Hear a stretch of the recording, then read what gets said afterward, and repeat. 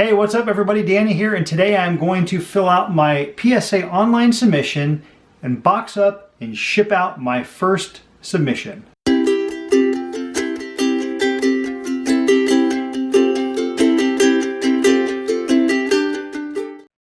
All right, here we go. I am on PSA, psacard.com, and up here on the green button, start submission. Again, this is my first time doing it, but I've watched other people and I've kind of played around, so I guess because I was playing around, it asks if I want to finish, so I'm going to delete that and start a new submission. All right, regular cards. I have all pretty much regular sports cards, so I'll go with the regular card size. I'm doing a grading submission. Oh, I can put in my voucher here. Glad I saw. I didn't see that before. Use my voucher. No autograph authentication. Okay, it automatically picks the service level since I'm using my voucher.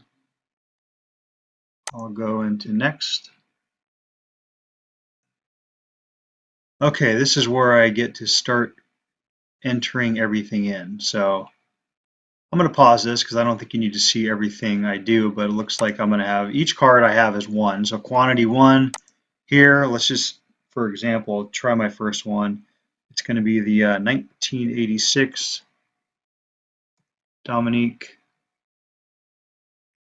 Let's see if it's going to, there it is right there. The Fleer sticker number 11 right there. 1986 Fleer sticker 11 Dominique Wilkins. Perfect.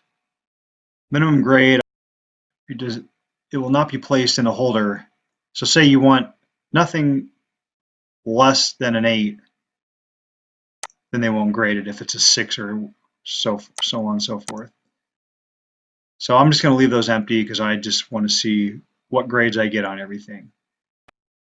And then for the first card for Dominique, I'm gonna pause this, but I'm gonna continue on. I'll put in my declared values here, and then I'll continue this once I've put in all 15 cards.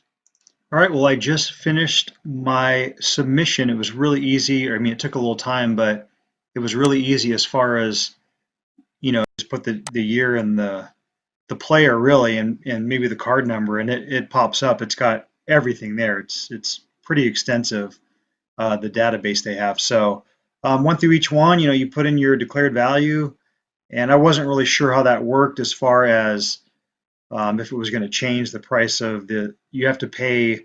I wasn't really aware that you had to pay for the shipping as well.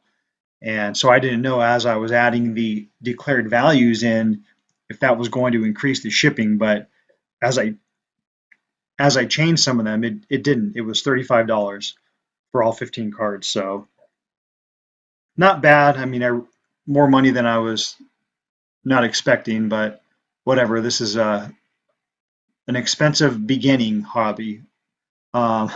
Between buying all the card holders and then signing up for the membership and now the shipping, that's the shipping for the return. I've got to pay for the shipping to go there as well. So just stuff to think about for anybody who's new at doing this. And I know that this is all what you got to do. You know, it's a lot at the beginning, but hopefully once I and all of you get going, hopefully it'll pay for itself. I'm hoping these cards can get me a little bit of money to make this back and get ahead. So anyway, this is it's got very thorough explanation of what to do, and that's it for that process. Now I'm going to box it up and get this out of here. Okay, like I said, it was all pretty easy. You just put in the players, put in the declared values, go through the whole list, and at the end you get a couple printouts. You got a PSA copy 1 with an extra page behind it. Then there is a PSA copy 2 as well. Right there, copy 2. And then there is a PSA item list. It also gives you a customer copy, which is obviously for me, The only thing I see that I'm supposed to fill out is this customer must provide right over here. It asks for a total number of orders in the package. I got 1 order. Total number of collectibles included, 15.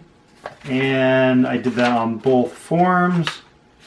And so I just double, triple, quadruple check that these are in order. From here onto the stack of cards I have here, make sure they're all in order. So I've already kind of done this, but I've got 2 little bit bigger sizes of cardboard. Put those on top of the cards. I have them sandwiched there in the middle. I've got 2 rubber bands, which I wrapped around a couple times just to make it a little bit tighter. And then I've got this economy, or a priority mail box, but I wrote economy, which is the service level that it's called. So economy there. I wrote it on 2 sides. I don't know if I need to do it on the whole thing. I'm sure it wouldn't hurt, but I don't think it's necessary. Inside I put a couple pieces of tissue. I'm also going to put a little bit of this air bubble thingies. I'm going to put these right on top here. Oh, okay, I almost forgot to put the submission forms in there. So I just threw those in like that so they don't fall out when they grab everything. And it should all be fine to sit right in there.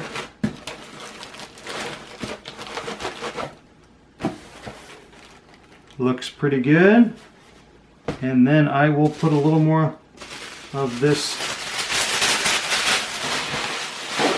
tissue paper in there. Okay, I'll probably put one or 2 more pieces of tissue in there, but once I seal her up, I think it's about ready to go. Priority mail, again, being the first time doing this, I haven't really heard a lot about insurance going over there. I've heard that it's hard to insure it because you don't know what the value really is, and if you do have a problem and they get lost in the mail or something, you're never going to be able to prove it from what I understand. You can't say you got a $20,000 card in there if it's not graded and it's not really worth $20,000. So I'm going to go to the priority mail. I mean, they give you some insurance. I think it's like $100, but this is the part that has scared me since I was a kid about doing this. You know, it's nerve-wracking sending your valuable lifelong childhood collectibles in the mail like this, but I know you got to do it. So the mail is usually, knock on wood, pretty reliable, so I'm not that concerned about it. It shouldn't be a problem, obviously, but it is just something to think about. But anyway, guys, that's it. I hope this video helped you. I know I've seen other videos that have helped me, so hopefully this helps you guys get started too. And down the road, we will be opening this up when it comes back, and I can't wait to reveal that. And I am going to try my best to not see the grades if they email them. I heard that they emailed them. I'm not really sure, but if I get any kind of email, I might just check the tracking number. But I'm not gonna look at it because I like to wait in suspense anyway.